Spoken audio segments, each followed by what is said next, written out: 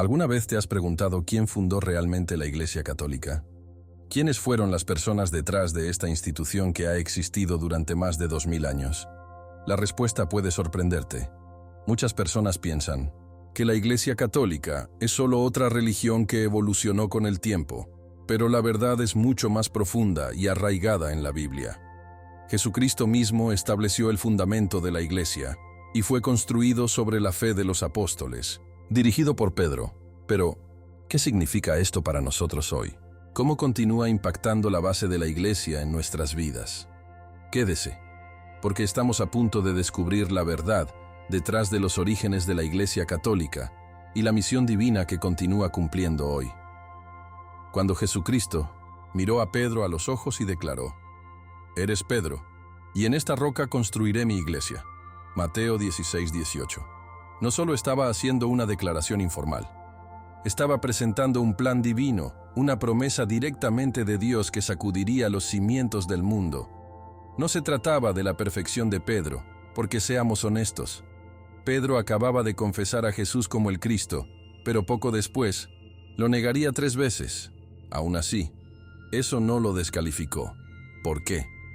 Debido a que la fe no se trata de un rendimiento impecable, se trata de rendirse. Dios eligió a Pedro por la misma razón por la que elige a las personas hoy, para demostrar que su poder es perfecto en nuestra debilidad. La Iglesia nunca fue destinada a ser una institución hecha por el hombre, llena de política y ego. Fue, y sigue siendo, la creación de Dios, nacida del corazón de Jesucristo.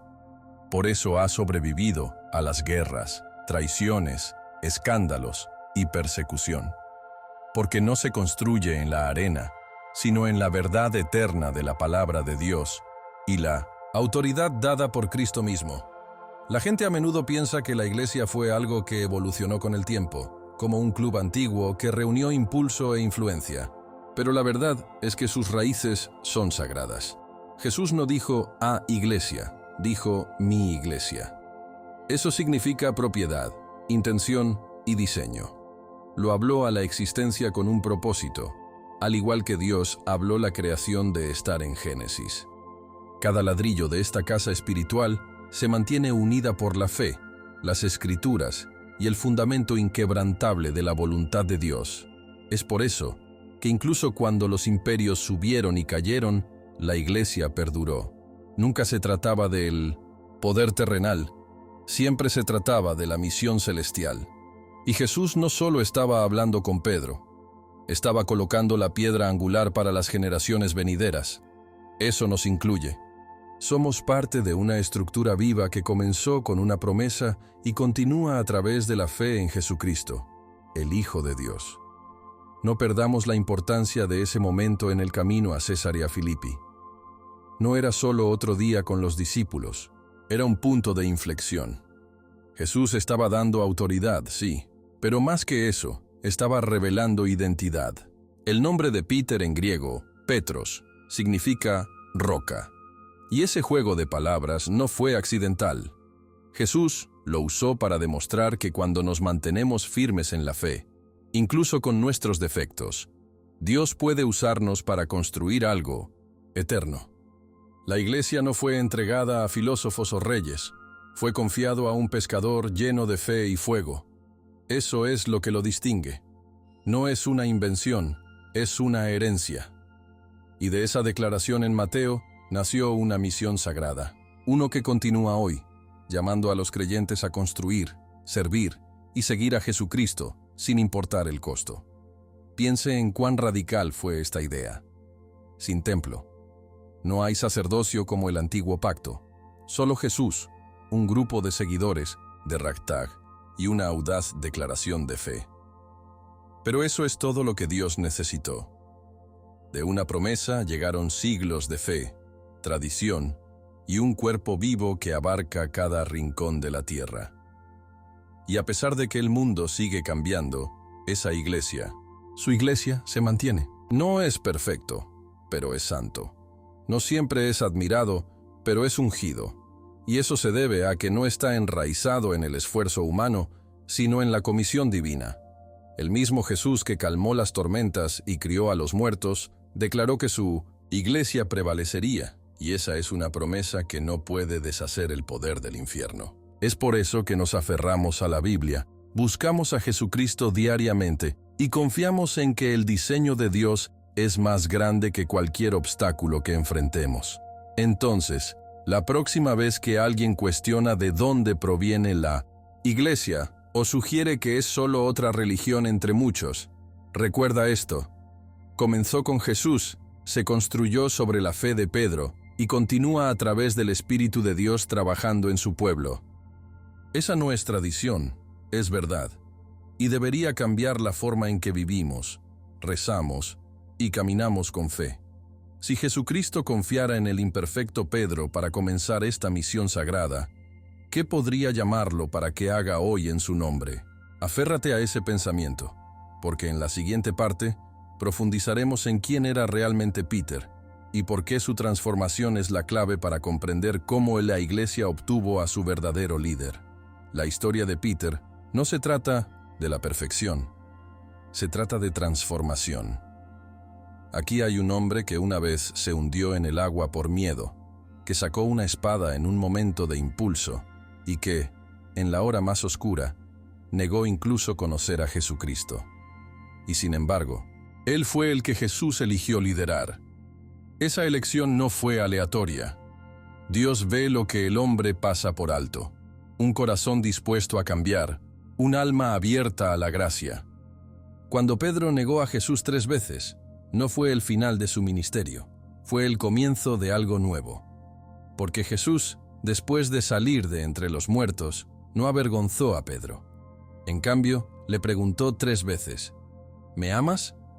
Juan 21, 15-17. Con cada respuesta, Peter fue restaurado. Eso es lo que Dios hace. Convierte nuestros fracasos en la base de nuestro llamado. Y en el caso de Peter, ese llamado era nada menos que guiar al pueblo de Dios. En Pentecostés, vemos un nuevo Peter, sin impulsivo más largo. Ya no teme. Se pone de pie, lleno del Espíritu Santo y predica con poder. Hechos 2 nos dice que 3,000 personas fueron bautizadas ese día. Eso no es solo la historia, es un vistazo de cómo se ve la fe en la acción cuando Dios está empoderado por Dios. Peter había recibido más que perdón, había recibido autoridad.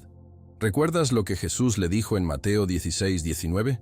Te daré las llaves del reino de los cielos. Las claves significan acceso, responsabilidad, liderazgo.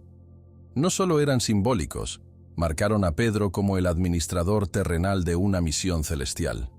Eso no es algo que el hombre pueda otorgar. Vino directamente de Jesucristo, que es Dios en la carne. Es por eso que el liderazgo de Peter es importante. No era político, era espiritual, arraigado en la fe, formado por el fracaso y encendido por el Espíritu Santo. Ahora, algunas personas luchan con la idea de que Peter tenga ese tipo de autoridad, pero mira de cerca las Escrituras y la verás. En Hechos 15, durante el Consejo de Jerusalén, Peter es el que se levanta y aporta claridad a un tema divisivo. Su voz tenía peso porque fue guiado por el Espíritu Santo. No estaba actuando solo, estaba actuando como un siervo de Dios alineado con las enseñanzas de Jesús y la unidad de la Iglesia. Así es como se ve el liderazgo real en el reino de Dios. No se trata del Estado, se trata de sacrificio. Y la vida de Peter lo demostró una y otra vez. No buscó gloria, abrazó el martirio. Según la tradición, fue crucificado al revés en Roma, sintiéndose indigno de morir de la misma manera que su Salvador. Eso no es debilidad. Esa es la fe en su forma más pura. Y piense en lo que eso significa para nosotros hoy. A menudo nos sentimos descalificados por nuestro pasado, nuestros fracasos, nuestros defectos. Pero el viaje de Pedro demuestra que Dios usa el roto, el audaz y el arrepentido.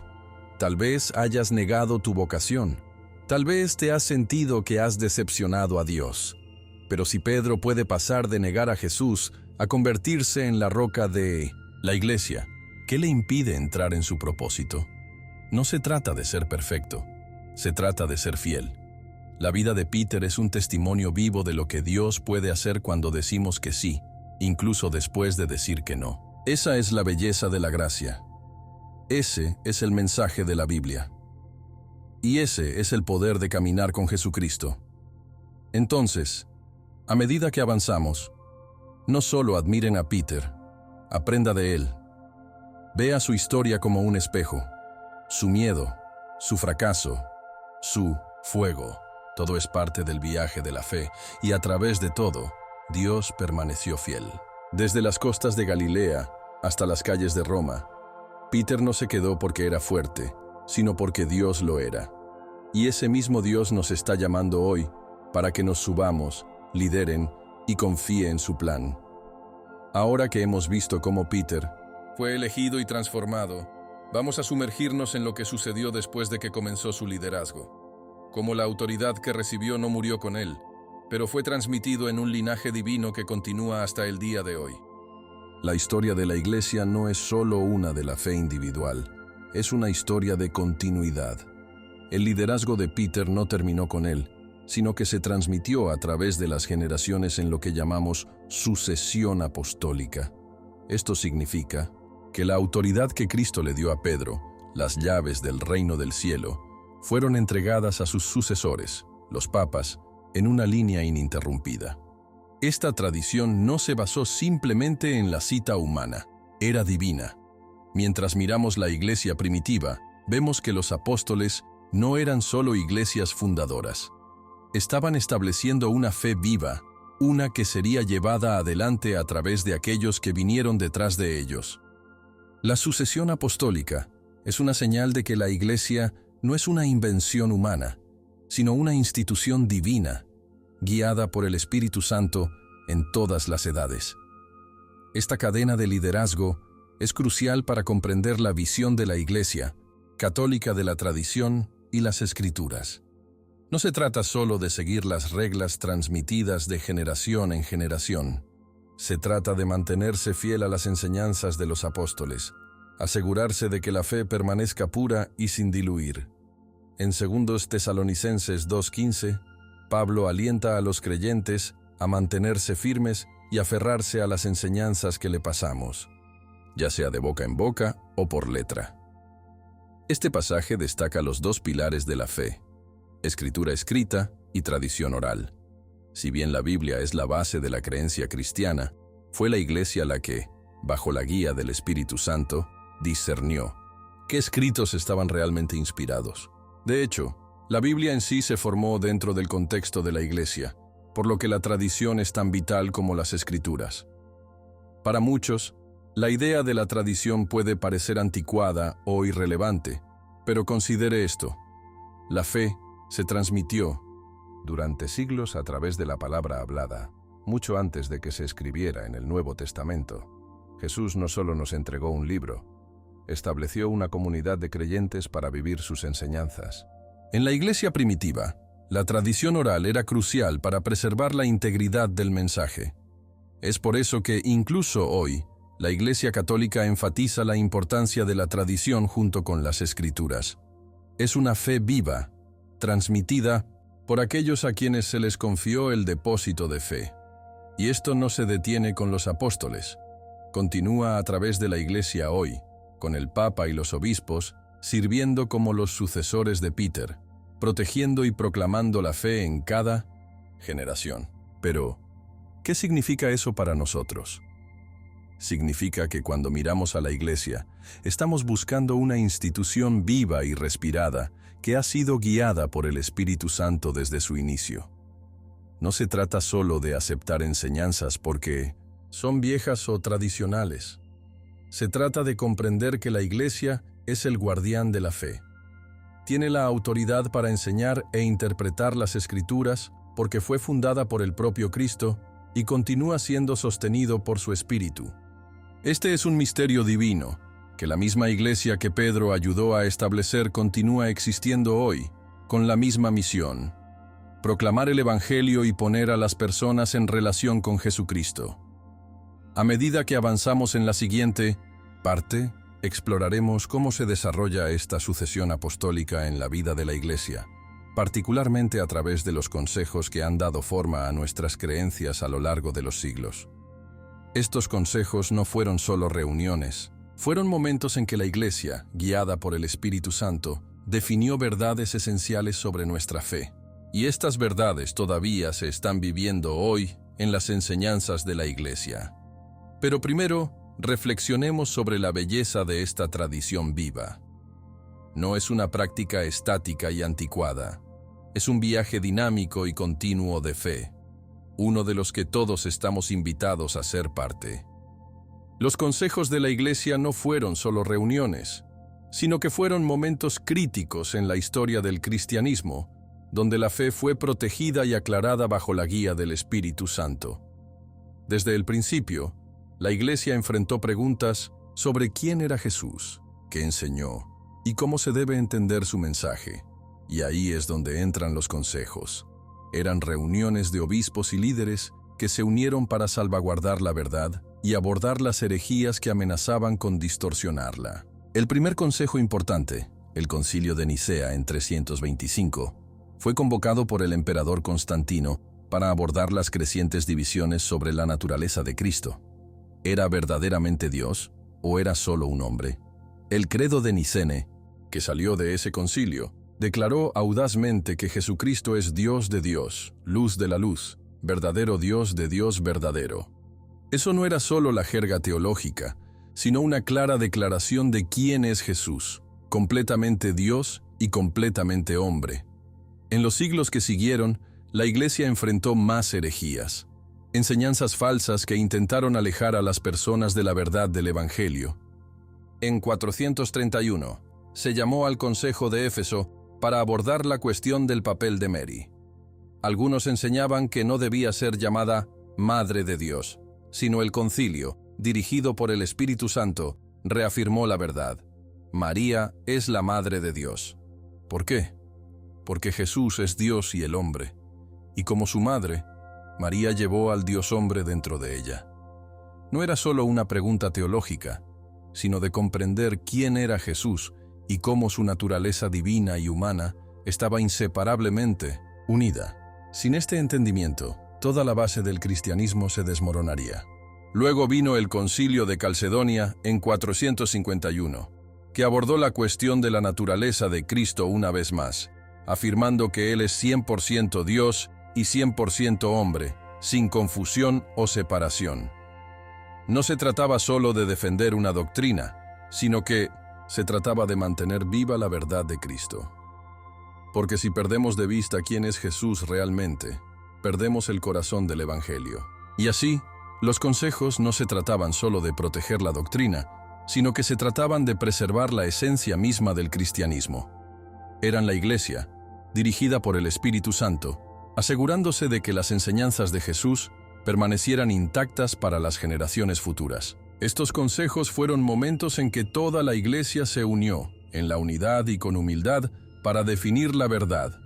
Hoy, nos paramos sobre los hombros de aquellos que lucharon por la verdad en estos consejos. Las doctrinas que definieron la naturaleza de Cristo, el papel de María, el fundamento de nuestra salvación, continúan para dar forma a nuestra comprensión de la fe. Y aunque la Iglesia ha cambiado de alguna manera a lo largo de los siglos, esas verdades fundamentales nunca han cambiado. Son el lecho de roca en el que se construye todo lo demás. Es por eso que, como católicos, honramos la autoridad de la Iglesia y los consejos que han ayudado a preservar y enseñar la verdad. La Iglesia no es solo una colección de creencias. Es una institución viva y respirada, guiada por el Espíritu Santo, para mantener viva la fe, relevante y fiel a las enseñanzas de Jesucristo. A medida que avanzamos, pensemos en el impacto de estos consejos en nuestras propias vidas hoy. ¿Estamos viviendo de una manera que refleje la verdad que defendieron? ¿Estamos manteniendo rápido a la plenitud del Evangelio, como lo enseñan la Iglesia a lo largo de la historia? Las enseñanzas de estos consejos no son solo doctrinas antiguas, sino que son la palabra viva de Dios, destinada a guiarnos en nuestra caminata diaria con Cristo. Y ahora, sumergamos en cómo esta verdad continúa dando forma a la Iglesia y su misión en el mundo de hoy. El crecimiento del cristianismo en la Iglesia primitiva es una historia de fe, resistencia y poder divino. Desde el principio, los creyentes enfrentaron una intensa persecución, pero la fe se extendió como un incendio forestal. ¿Cómo podría un pequeño grupo de personas en el Imperio Romano convertirse en un movimiento global que duraría milenios? La respuesta radica en el poder del Evangelio, la fuerza del Espíritu Santo y el compromiso inquebrantable de los cristianos que entendieron que el mensaje de Jesucristo valía la pena todo. En Hechos 8:1, después de la muerte de Stephen, estalló una gran persecución contra la Iglesia, pero solo sirvió para dispersar a los discípulos y difundir el Evangelio a nuevas regiones. Es casi paradójico, ¿no? La persecución que debería haber aplastado la fe, solo la hizo más fuerte. Y eso es porque Dios tiene una forma de usar la adversidad para avanzar en su reino. El Imperio Romano, con todo su poder e influencia, no pudo detener la propagación del cristianismo. De hecho, cuanto más intentaba suprimirlo, más florecía. Los primeros cristianos no solo predicaban en las iglesias, predicaban en las calles, en los hogares y en lugares donde la gente se reunía. La fe se volvió contagiosa porque estaba viva. No era solo un conjunto de reglas o una religión lejana, sino una invitación para conocer personalmente a Jesucristo.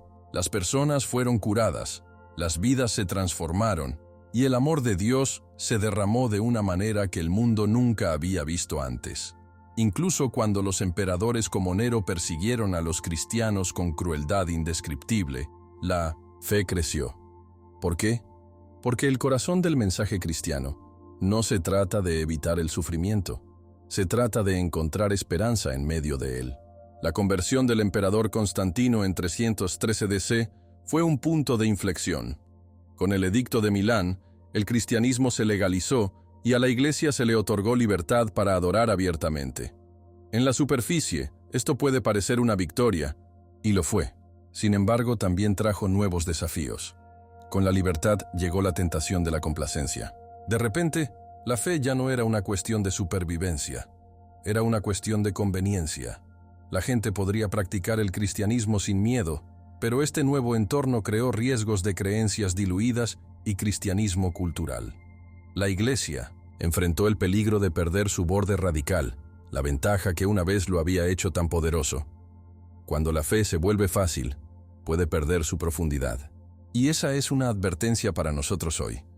Cuanto más buscamos consuelo, más corremos el riesgo de perder la pasión y la pureza de nuestra fe. Sin embargo, a pesar de estos desafíos, la Iglesia continuó creciendo. En medio de la persecución y la prosperidad, el Evangelio permaneció sin cambios.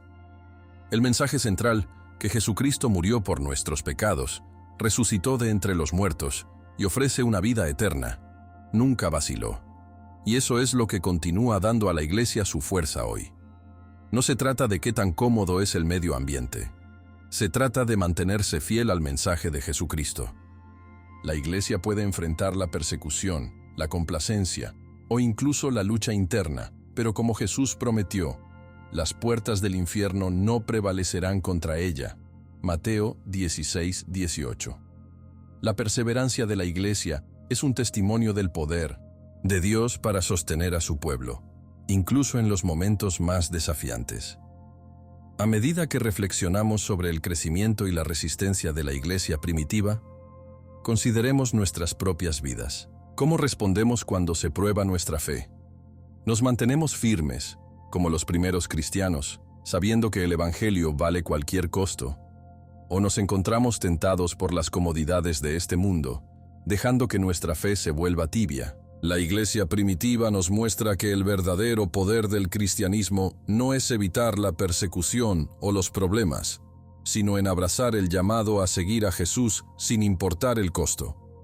Y a medida que continuamos, exploremos cómo la Iglesia hoy continúa esa misma misión ante el triunfo y el juicio. La relación entre la tradición y la Escritura es uno de los aspectos más profundos de la fe cristiana. Es fácil pensar en la Biblia como un texto independiente, la última palabra sobre todo lo relacionado con Dios. Y sí, la Biblia es central. Es la palabra inspirada de Dios que contiene todo lo que necesitamos para la salvación y la piedad. 2 Timoteo 3:16. Sin embargo, cuando miramos la iglesia primitiva, nos damos cuenta de que la Biblia no apareció solo de la nada.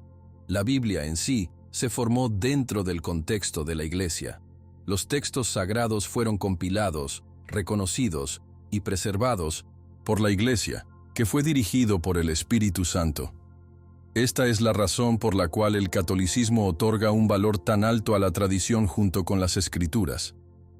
Ambos son esenciales, y ambos son parte de la misma verdad viva que fue transmitida de los apóstoles. La tradición de la Iglesia no se trata simplemente de costumbres o rituales, se trata de la transmisión viva del Evangelio. En la Iglesia primitiva no había un Nuevo Testamento tal como lo conocemos hoy. Las enseñanzas de Jesucristo se transmitieron a través de la predicación oral, los intercambios de cartas y las experiencias vividas de los apóstoles. Esta tradición oral no estaba separada de la Biblia, pero era una parte esencial de cómo se comunicó y entendió el Evangelio. En 1 Corintios 11:2, Pablo elogió a los corintios por aferrarse a las tradiciones que les había enseñado. Tenga en cuenta que no solo dijo escrituras, dijo tradiciones. La razón por la que la tradición es tan vital es que nos ayuda a comprender e interpretar las escrituras en su contexto adecuado. Sin la lente de la tradición, las escrituras podrían malinterpretarse o malinterpretarse, al igual que un solo verso puede ser sacado de contexto para apoyar cualquier cantidad de ideas. Pero cuando lo vemos a través de la tradición de la Iglesia, la entendemos como se pretendía ser entendida. Es por eso que el catolicismo enseña que tanto las escrituras como la tradición son esenciales para comprender la plenitud de la fe. Las escrituras por sí solas no pueden contar toda la historia. Sí, la Biblia es la fuente autorizada para la fe, pero era la Iglesia, a través de la guía del Espíritu Santo, que la conservó y le dio contexto. El Catecismo de la Iglesia Católica explica que la tradición sagrada y las escrituras sagradas están unidas estrechamente y comunican uno con el otro. CCC 80. Ambos provienen de la misma fuente divina y nos llevan a la misma verdad, Jesucristo, quien es la palabra hecha carne. Cuando los separamos, perdemos la riqueza total de la fe. Piénselo de esta manera: las escrituras son la base, la palabra escrita de Dios, pero la tradición es como la casa construida sobre esa base. Sin la casa, la fundación sería una losa de piedra. La casa da el propósito, la estructura y la vida de la base. Del mismo modo, la tradición de la Iglesia le da a las Escrituras su significado y ayuda a cobrar vida en nuestra caminata diaria con Cristo. La Iglesia siempre ha enseñado que hay un solo depósito de fe, que está contenido tanto en la Sagrada Escritura como en la tradición sagrada. Dei Verbum 10. Entonces, cuando nos encontramos con una enseñanza o una práctica en la Iglesia, no es solo una tradición hecha por el hombre, es una expresión viviente de la fe que se ha transmitido de los propios apóstoles. A medida que continuamos, reflexionemos sobre la importancia de ambos en nuestras propias vidas. ¿Cómo equilibramos la Biblia y la tradición en nuestro propio viaje espiritual? ¿Leemos las Escrituras a la luz de las enseñanzas de la Iglesia? ¿O tratamos de interpretarlo por nuestra cuenta? Ambos son necesarios, y ambos están allí para ayudarnos a crecer en nuestra relación con Jesucristo. En la siguiente sección, sumergiremos en cómo este equilibrio afecta nuestra comprensión de los sacramentos, particularmente la Eucaristía, y cómo da forma a nuestra vida cotidiana como cristianos. La misión de la Iglesia no se detuvo cuando los apóstoles fallecieron. Continúa hoy con la misma urgencia, el mismo llamado para difundir el Evangelio y llevar a las personas a una relación con Jesucristo. Jesús dejó en claro en Mateo 28, 19-20 que sus seguidores iban a salir a todo el mundo y a ser discípulos de todas las naciones. Esta no era una sugerencia, era una orden. La Iglesia recibió la tarea de continuar el trabajo que Jesús comenzó. predicar las buenas noticias, sanar el corazón roto, alimentar a los hambrientos y llevar el mensaje de salvación a cada rincón de la tierra. Y adivina qué, esa misión es tan relevante hoy como hace 2000 años. Pero aquí está la realidad. El mundo ha cambiado. Vivimos en una época en la que muchas personas han escuchado el nombre de Jesús, pero realmente no lo conocen. El mensaje del Evangelio a menudo se ignora, se rechazó o malinterpreta. En algunos lugares, los cristianos todavía son perseguidos, al igual que en los primeros días de la Iglesia. Pero no importa lo que el mundo nos arroje, la misión no ha cambiado. La Iglesia todavía está llamada para ser las manos y los pies de Jesús en un mundo que lo necesita desesperadamente. La Biblia nos dice en 1 Pedro 2:9 que somos un pueblo elegido, un sacerdocio real, una nación santa, la posesión especial de Dios, para que puedas declarar las alabanzas de aquel que te llamó de la oscuridad a su maravillosa luz. Ese es el corazón de la misión, declarar las alabanzas de Dios y compartir el mensaje de esperanza en Jesucristo. Esta misión no es solo para sacerdotes, obispos o papas, es para cada creyente. Cada uno de nosotros tiene un papel que desempeñar en la difusión del Evangelio. Puede parecer diferente para usted que para otra persona, pero la llamada es la misma: vivir su fe con valentía y compartirla con los demás. Ya sea que esté ayudando a un vecino, apoyando a un misionero o simplemente viviendo sus valores, en un mundo que no siempre entiende, está participando en la misión. La misión de la Iglesia continúa en cada acto de bondad, cada oración, cada momento de adoración y cada conversación donde compartimos el amor de Cristo. No se trata solo de evangelizar con palabras, se trata de vivir el Evangelio en nuestras acciones. Incluso hoy, la Iglesia enfrenta muchos desafíos. La cultura que nos rodea a menudo promueve valores que son contrarios al Evangelio, y puede ser tentador comprometerse o encajar, pero el llamado a la santidad permanece. La misión de la Iglesia continúa y continuará hasta el día en que Cristo regrese. De hecho, Jesús prometió que las puertas del infierno no prevalecerán contra él. Mateo 16:18. No importa cuánta oposición enfrenta la Iglesia, el plan de Dios no será frustrado. Esta es la esperanza que llevamos con nosotros. No se trata solo de aferrarse a la fe para nosotros, se trata de compartirla con el mundo. Y mientras lo hacemos, nos convertimos en parte de un plan divino que se remonta a los apóstoles y continuará hasta que Cristo regrese. Mientras reflexionamos sobre esto, piense en su papel en la misión hoy. ¿Estás viviendo tu fe de una manera que atrae a los demás a Cristo? ¿Estás proclamando audazmente las buenas noticias, no solo en palabras, sino en la forma en que vives? La misión de la Iglesia está viva, y tú eres parte de ella. En la siguiente parte, exploraremos cómo la Iglesia continúa luchando por la verdad en un mundo que cambia constantemente. Pero recuerde, no importa cuán difícil sea el viaje, no estamos solos. El mismo Espíritu Santo que empodera a los apóstoles nos permite hoy. A medida que llegamos al final de este viaje, a través de la historia y la misión de la Iglesia, nos enfrentamos con una pregunta importante. ¿Realmente aceptamos toda la verdad que Dios ha revelado? ¿O tratamos de adaptarla a nuestras propias preferencias? Este no es solo un ejercicio intelectual, es una cuestión del corazón. La Biblia está clara.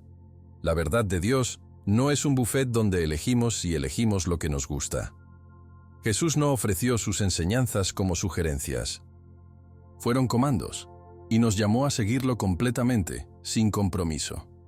Como dijo en Juan 14:6, yo soy el camino, la verdad y la vida. Nadie viene al Padre excepto a través de mí. La verdad de Jesucristo es un camino estrecho, pero conduce a la vida eterna. Y esa es la verdad que la Iglesia ha guardado y proclamado durante siglos. En el mundo de hoy, es fácil caer en la trampa del cristianismo cultural, donde adaptamos el Evangelio para que se ajuste a nuestros deseos o nuestra zona de confort. Pero ese no es el verdadero cristianismo. La verdadera fe requiere rendirse. Significa dejar ir nuestras propias ideas y someterse al plan de Dios. No se trata de elegir una versión del Evangelio que se ajuste a nuestro estilo de vida. Se trata de permitir que el Evangelio transforme nuestras vidas, sin importar cuán difícil sea que sea. Si realmente creemos que la Iglesia fue fundada por Jesucristo, que ha sido guiado por el Espíritu Santo y que ha preservado y proclamado fielmente la verdad durante más de 2 milenios, entonces debemos preguntarnos, ¿estamos completamente comprometidos a seguir esa verdad? A medida que reflexiona sobre lo que hemos discutido, piense en dónde se encuentra. ¿Aceptas la plenitud de la verdad como se revela en las Escrituras y la tradición? ¿O estás tratando de doblarlo para que se ajuste a tus propias preferencias? La verdad de la Iglesia no se trata solo de la doctrina, sino que se trata de vivir una vida que sea fiel a las enseñanzas de Jesucristo. Y eso significa abrazar el llamado a la santidad, al amor, al sacrificio y a la misión. No es una verdad para ser negociada, es una verdad para ser vivida. Y cuando vivimos esa verdad, nos convertimos en parte de algo mucho más grande que nosotros mismos, una misión divina que se ha transmitido de generación en generación. Estamos llamados a llevar esa antorcha, para ser testigos del amor de Dios y para mantenernos firmes en la fe. Entonces, a medida que avanza de este video, pregúntese, ¿estoy listo para aceptar toda la verdad revelada por Dios? ¿Estoy dispuesto a vivir mi fe por completo, sin compromiso, y compartirla con los demás? La Iglesia ha sido confiada con el don más precioso, el Evangelio de Jesucristo. Y ese regalo no es solo para nosotros, es para nosotros compartir, proclamar y vivir con cada fibra de nuestro ser. Deje que ese sea el desafío para su vida mientras continúa caminando en la fe, confiando en que la verdad de Dios lo guiará en cada paso del camino. Como hemos visto, la Iglesia Católica no es solo una institución humana, es divina, fundada por Jesucristo y confiado a los apóstoles, comenzando con Pedro. La autoridad transmitida a través de las generaciones a través de la sucesión apostólica continúa guiando a la Iglesia hoy. La misión de la Iglesia está lejos de terminar. Nosotros, como creyentes, estamos llamados a participar en esta misión, difundiendo la verdad del Evangelio y viviendo nuestra fe con la convicción. La pregunta ahora es, ¿estás listo para aceptar la verdad como lo revela Dios y vivirla en tu vida diaria? Comparta sus pensamientos en los comentarios a continuación y no olvide suscribirse al canal para obtener más información sobre las verdades de nuestra fe. Juntos, continuemos caminando por los pasos de Jesucristo.